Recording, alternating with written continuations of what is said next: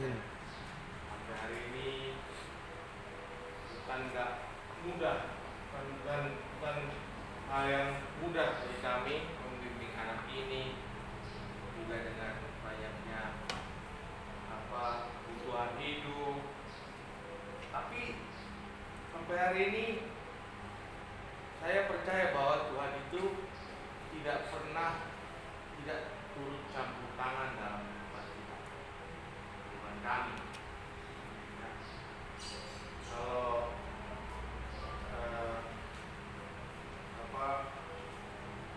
saya sekarang di PT, bentar dulu. Kamu siapa? Kamu kalau orang tuamu ada orang tuamu, mau makan permen gitu. Bapak di surga itu layak dihormati ya. Jadi jangan makan permen. Ya, ngerti kamu? Jangan kau ulangi lagi ya. Ingat itu. Jangan gereja kayak gereja karismatik yang nggak tahu diri. Ya. Karena gereja karismatik begitu. Makan permen, memuji Tuhan, ngunyah-ngunyah, permen karet. Oh, orang Timur kan? Orang Timur kan? Orang Timur kalau sama orang tua berani begitu digamparin tuh. Ngerti? Benar kan? Ya, yang tiba-tiba ada di Jakarta jadi begini. Nah, ya orang Timur itu sangat hormat sama orang tua kan? Kalau berani kau makan di meja makan masih ngunyah-ngunyah bunyi pun digampar kau ya, bisa dipukul kan? Makan bunyi kayak babi, dipukul nggak? Karena budaya Timur itu lebih cenderung Belandanya masih tinggi. Ya, Timur, Maluku, NTT, NTB, yang Papua itu Belandanya masih tinggi. Didikan Belandanya, jadi keras orang itu kalau didik. Kita harus menghormati. Jadi hari demi hari saya bersyukur tidak jadi direktur di PT Santosa Sejaya. Tapi bukannya gampang ya, dan mudah. Mengalami didikan Tuhan itu keras dan tidak mudah. Karena apa? Mengalami banyak hal disuruh nawar, tapi mereka gak dapat. Nawar lagi ke Palu, ke Surabaya, ke Pekanbaru, nawar-nawar, gak dapat sampai hari ini.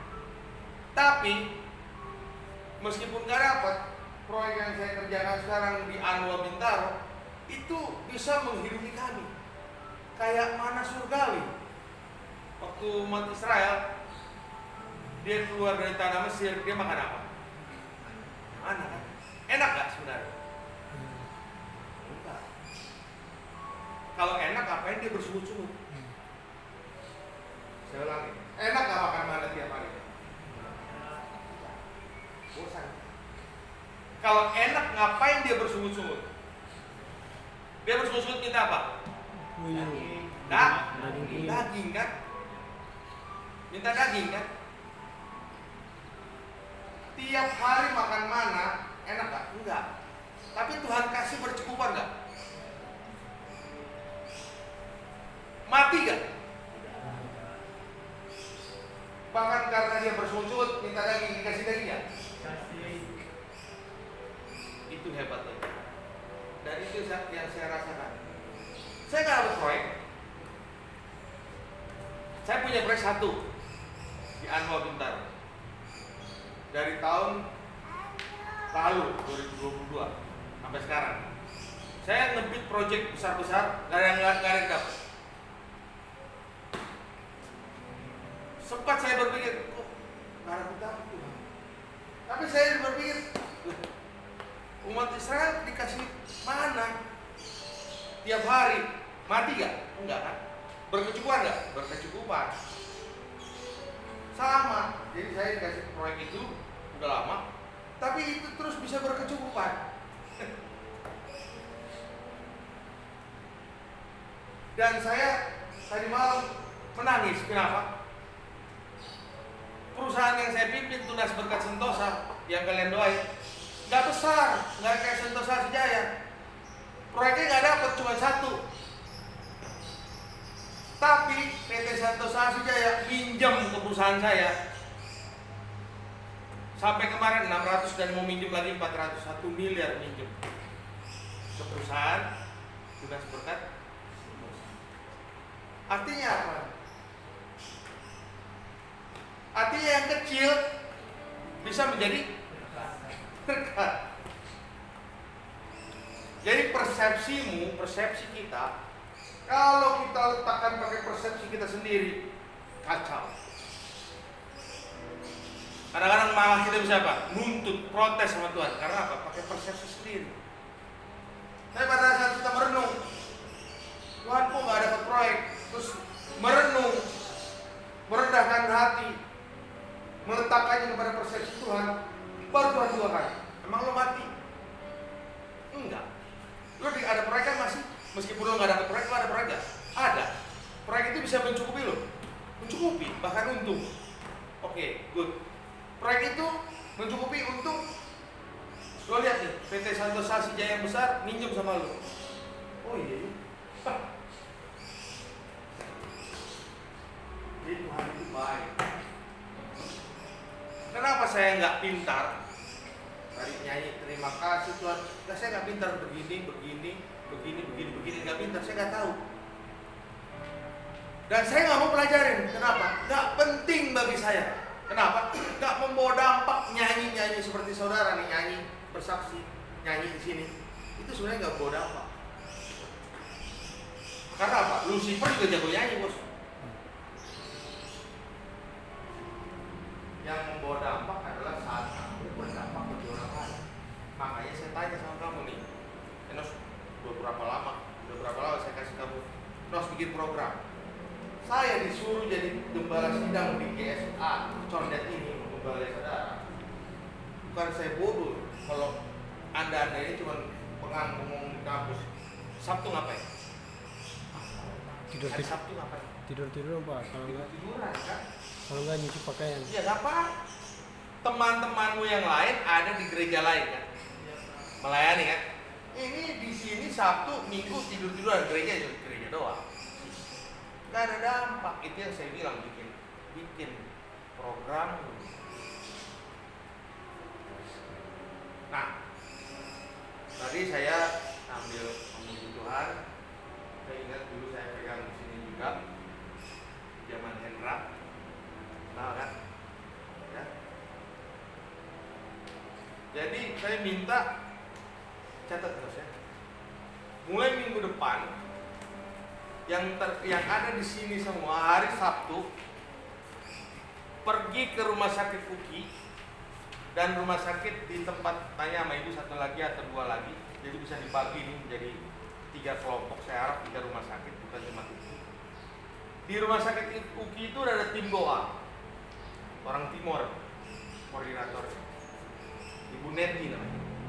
Nah, kamu di bawah dia nanti berdoa kepada orang sakit di tiap ruangan. Bahkan Muslim pun kamu doakan. Tapi ngomong sama dia.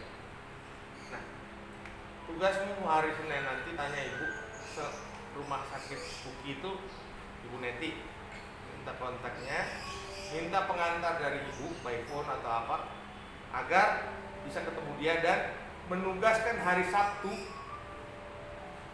ke rumah sakit itu, supaya anak-anak ini bisa menjadi tim doa di rumah sakit. Itu satu UKI. Minta sama ibu 2 lagi atau 3 lagi, menjadi 4 kalau perlu. Tergantung bagaimana engkau memanage dia ini, mereka semua ini. Kalian untuk UKI 5 orang buka atau 6 orang, 7 orang. Kalau cukup berarti yang lain berapa? 666 atau 777, sehingga berapa jumlahnya dibagi jadi 3 rumah sakit. Jadi hari Sabtu itu ada kerjaan, ada pelayanan, ada dampak yang dilakukan, khususnya bagi semester 1 ini. Dan nanti kalau ternyata pelayananmu kepada rumah sakit ini bagus, teruskan, gak perlu dibagi menjadi pelayanan ke gereja. Jelas? Jadi itu sama. Pelayanan ke gereja berdampak kepada jemaat. pelayanan rumah sakit lebih berdampak. Kenapa? Bukan cuma kepada orang Kristen, orang Islam. Saya pernah banyak sering berdoa di rumah sakit UKI bagi orang Islam. Tiba-tiba waktu saya mendoakan ini ada 3 ranjang.